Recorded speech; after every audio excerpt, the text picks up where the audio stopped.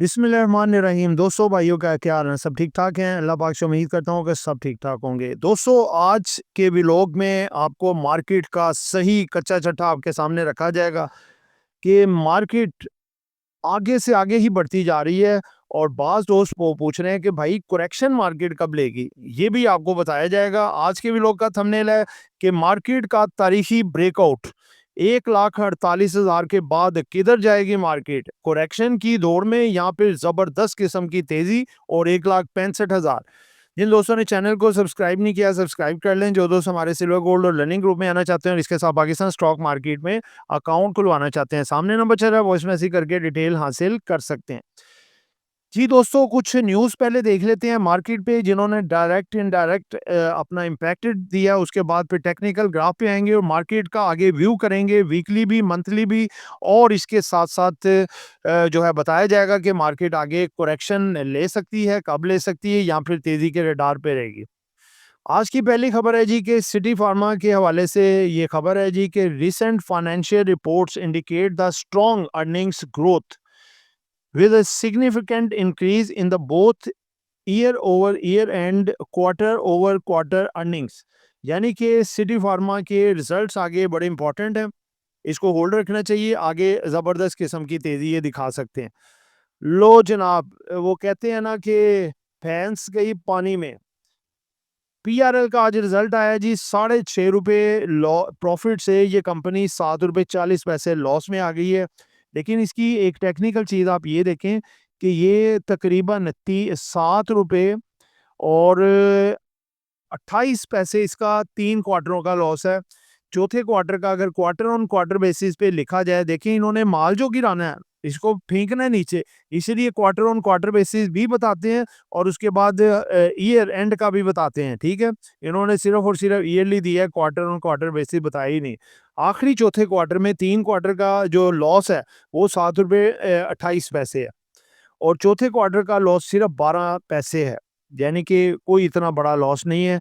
तो आज देखें कि थोड़ा-सा माइनर सा असर आया और रिफाइनरीज़ पे कोई इतना असर नहीं पड़ता, घबराना नहीं है आपने। ये अगर आपको 30 साढ़े 30 के करीब मिले, इसको लेना चाहिए। आप देखें नेशनल रिफाइनरी का रिज़ल्ट आया था, उसने ₹185 पर शेयर लॉस दिया था, रिकवर करते हुए ₹197 पर शेयर लॉस को।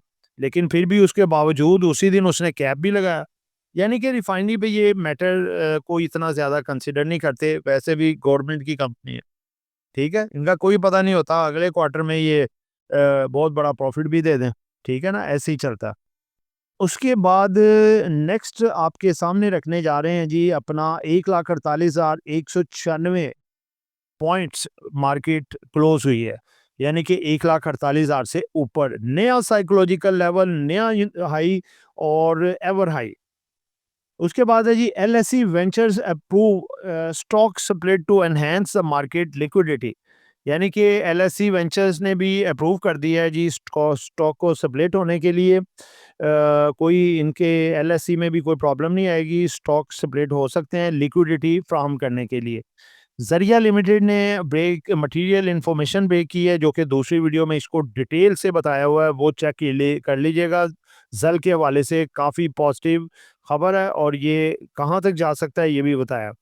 पोल के हवाले से खबर है जी कि पोल ने डिस्क्लोजेस कंप्लीशन ऑफ जल मक्सी प्रोजेक्ट इसने कंप्लीट कर लिया है जी, पॉजिटिव खबर है।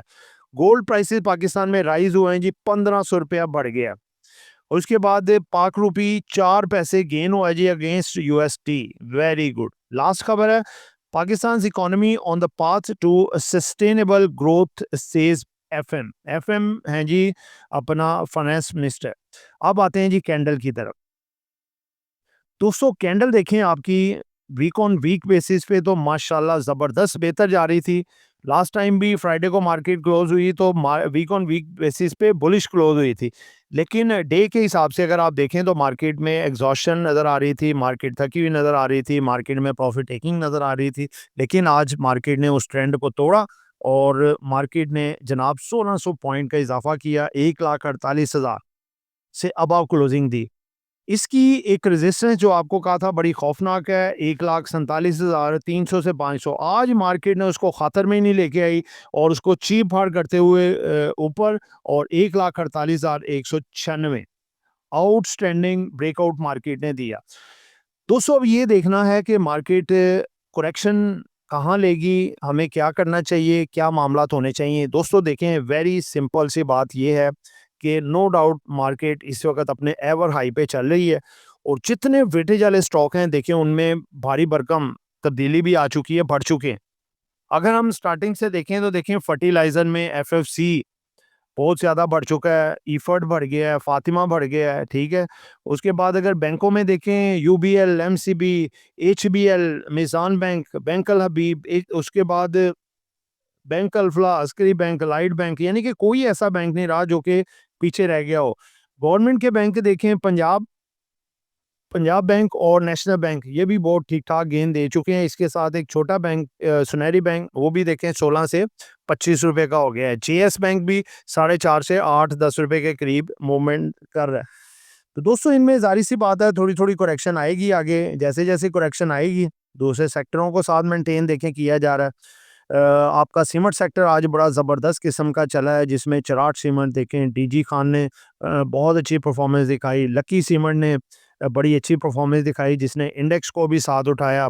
Pioneer cement, Kohat cement, Grewal cement, तमाम की आउटस्टैंडिंग परफॉर्मेंस है, जिसके पीछे खबरें ये है कि सीमेंट सेक्टर के डिस्पैचेस में भी इजाफा हुआ है, और इसकी एक्सपोर्ट, क्लिंकर एक्सपोर्ट भी बढ़ी है। और पाकिस्तान में भी कुछ रियल एस्टेट के हिसाब से हाउसिंग स्कीमों की शुरुआत कर रही है पंजाब गवर्नमेंट, जिसके हवाले से सीमेंट काफ़ी इस वक्त बुलिश ट्रेंड में नज़र आ रहा है। इसमें कल प्रॉफिट टेकिंग आ सकती है, ठीक है। सीमेंट को सुबह एक दफ़ा बढ़ाएँगे, फिर प्रॉफिट टेकिंग आ सकती है। आज टेक्नोलॉजी सेक्टर ने भी बुलिश मोमेंट दिखाई, लेकिन उसके साथ ही उसमें प्रॉफिट टेकिंग आके इन्वेस्टर्स ने सीमेंट और ऑयल एंड गैस में एंट्री ली। लेकिन कल आपकी सीमेंट, बैंक्स और फर्टिलाइज़र से कुछ प्रॉफिट टेकिंग उठेगा। आपका oil and gas sector, refinery और टेक्नोलॉजी के काफ़ी ज़्यादा चलने के चांसेस हैं। तो दोस्तों स्ट्रैटेजी सिंपल ये होनी चाहिए कि आप कोई भी आइटम लें, जो डे ट्रेडर्स हज़रात हैं उनके लिए है। स्टॉप लॉस ज़रूर लगाएँ, जहाँ पे हिट हो ईज़ी होके बैठ जाएँ, ठीक है? और जो शॉर्ट टर्म वाले हैं या स्कैल्पर्स हैं या स्विंग ट्रेडर्स हैं या फिर लॉन्ग टर्म इन्वेस्टमेंट वालों को तो देखें कोई फ़िक्र नहीं होनी चाहिए। मार्केट अगर 2-4-5 हज़ार पॉइंट करेक्शन लेती भी है, तो दोबारा ऊपर ही आना है। अगर नीचे जाए आप उनको मज़ीद खरीद लीजिएगा शेयर्स को, ठीक है? तो दोबारा आपकी ये देखें सितंबर क्लोज़ होना है, अगला महीना, तो फिर आगे सितंबर क्लोजिंग की बोर्ड मीटिंग सीज़न आ जाने हैं। फिर उन्होंने डिविडेंड देना, उस लिहाज से फिर बढ़ सकते हैं।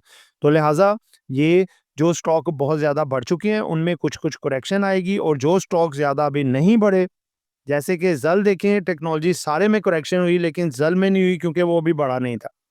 कंसोलिडेशन में था, उधर से तेज़ी में है। इसी तरह जो स्टॉक आपके अभी तक नहीं रैली की, वो अभी बिल्कुल लोएस्ट लेवल पे बैठे हैं, जिनका आरएसआई लेस देन 30 है या 35 है, उन स्टॉक्स को ज़रूर देखना चाहिए, ठीक है? तो दोस्तों आपकी जो करेक्शन है, प्रॉफिट टेकिंग ऐसे ही चलेगी कि सेक्टर शिफ्टिंग, स्वैपिंग, ठीक है? कुछ सेक्टर जो बढ़ चुके हैं उनमें प्रॉफिट टेकिंग, जो सेक्टर नहीं बढ़े उनमें तेज़ी आपको नज़र आएगी। ऐसे करके आप भी चलें। इसी तरह स्टॉक्स का मैटर रहेगा, जो स्टॉक बहुत ज़्यादा बढ़ गए हैं उनमें करेक्शन, जो नहीं बढ़े उनमें तेज़ी। तो आज इस हवाले से 6 स्टॉक लेके आए हैं जो कि अभी बढ़े नहीं हैं। ये आपको अच्छे रिजल्ट्स भी देने वाले हैं, और इनमें काफ़ी अच्छा खासा तगड़ा गेन भी आने जा रहा है। इसमें है जी एक सीपीएचएल, केएचटीसी, हब पावर कंपनी, निशात मिल, नेटसोल, एवियन और ऑक्टोपस। तो दोस्तों ये एक एजुकेशन पर्पस वीडियो थी, नॉट बाय सर। कॉल खरीदना है, बेचना है, अपनी मर्जी करनी है। दुआ में याद रखिएगा। आपका दोस्त आमिर शहजाद। अल्लाह हाफिज़।